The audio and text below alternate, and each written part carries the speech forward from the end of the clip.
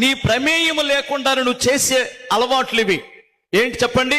మందు, గంజాయి, జోజం, వ్యభిచారం, పరాయి స్త్రీతో పాపం చేయడం, ఇవన్నీ కూడా ఒక్కసారి నువ్వు కాలు జారితే తిరిగి మరల నువ్వు తీసుకోలేవు.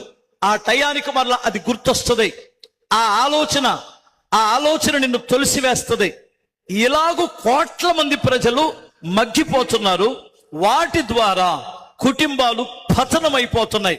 ఇది